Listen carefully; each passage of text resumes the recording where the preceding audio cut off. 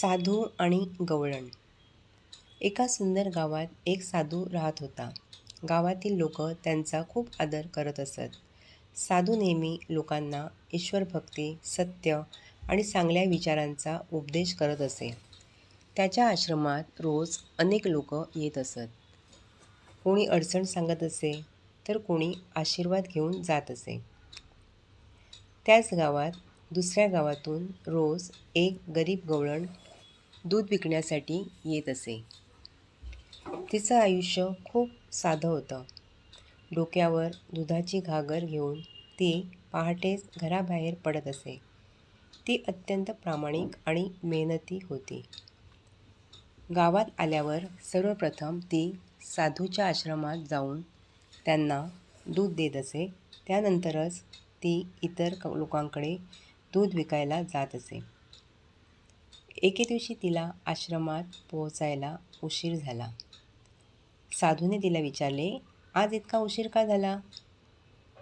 गवळण नम्रपणे म्हणाली, महाराज, आज नदी पार करायला नाव उशिरा मिळाली, त्यामुळे मला येण्यास उशीर झाला. हे ऐकून साधू थोडंसं हसले आणि म्हणाले, अगं, लोक तर ईश्वराच्या नावाने संसार सागर पार काढतात आणि तुला छोटीशी नदी पार करायला नाव लागते, म्हणजे अजून तुझा ईश्वरावर पूर्ण विश्वास नाही. साधूने सहज बोललेले हे शब्द त्या भोळ्या गवळणीच्या मनाला खोलवर भिडले. तिने मनोमन ठरवले की आता ईश्वरावर पूर्ण विश्वास ठेवायचा.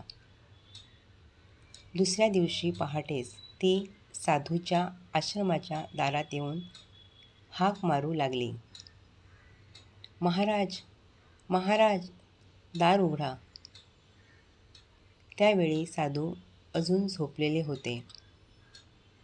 तिच्या आवाजाने त्यांना जाग आली. त्यांनी दार उघडले आणि इतक्या लवकर गवळणीला पाहून ते आश्चर्यचकित झाले. ते म्हणाले, आज एवढ्या लवकर कशा काय आलात? गवळण आनंदाने म्हणाली, महाराज, तुमच्या उपदेशाने माझं काम झालं. आता मला नदी पार करायला नाव लागत नाही.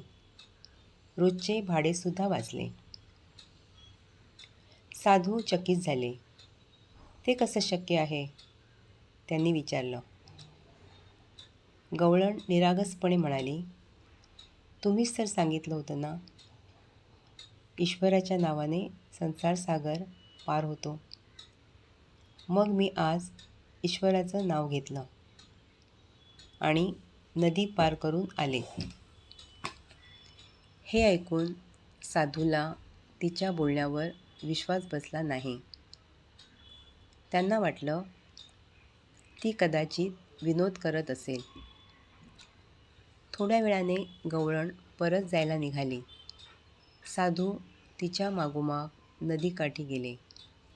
गवळण शांतपणे ईश्वराचे नाव घेत नदीत उतरली आणि हळूहळू पुढे जाऊ लागली. तिच्या चेहऱ्यावर भीतीचा लवलेश नव्हता.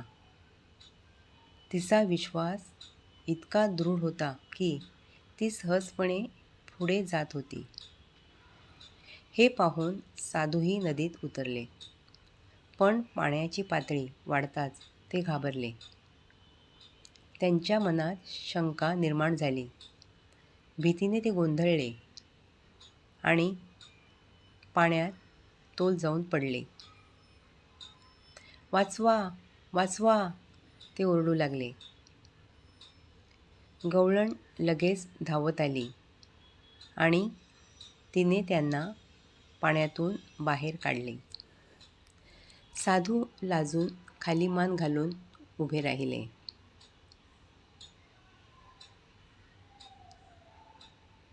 तेव्हा गवळण शांतपणे म्हणाली, महाराज, तुम्ही स्वतःचाच उपदेश मनापासून स्वीकारला असता आणि ईश्वरावर पूर्ण विश्वास ठेवला असता, तर तुम्हीसुद्धा नदी पार करू शकला असता. गवळणीचे निरागस शब्द साधूच्या मनाला भिडले. त्या क्षणी त्यांना समजलं की फक्त उपदेश देण्यात अर्थ नाही, तर स्वतःच्या जीवनात त्याचा स्वीकार करणे अधिक महत्त्वाचे असते. त्या दिवसानंतर साधू अधिक नम्र झाले.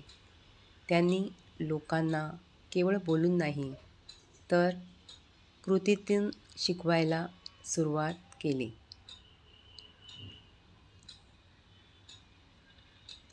या कथेतून आपल्याला एक मोठा संदेश मिळतो. दृढ निश्चय आणि आत्मविश्वास असेल तर माणूस कोणतीही कठीण परिस्थिती पार करू शकतो. स्वतःवर आणि ईश्वरावर असलेला विश्वास आपल्याला संकटातही खंबीर ठेवतो.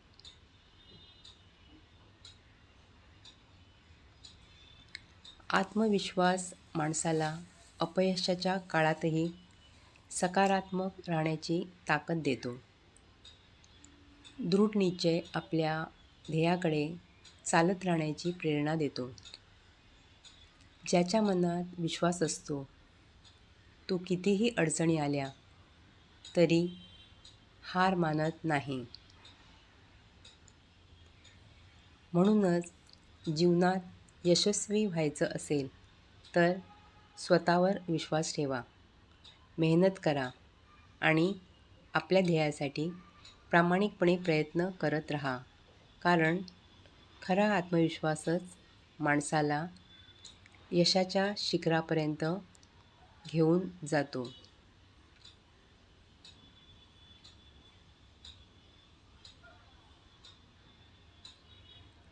तुम्हाला कथा आवडली असेल तर कृपया चॅनल सबस्क्राईब करा, बेल आयकॉन दाबा. त्यामुळे नवीन कथा तुम्हाला मिळत राहतील. आणि कॉमेंटमध्ये नक्की सांगा तुम्हाला ही कथा कशी वाटली. कुटुंबीय आणि मित्रांसोबत शेअर करायला विसरू नका. धन्यवाद.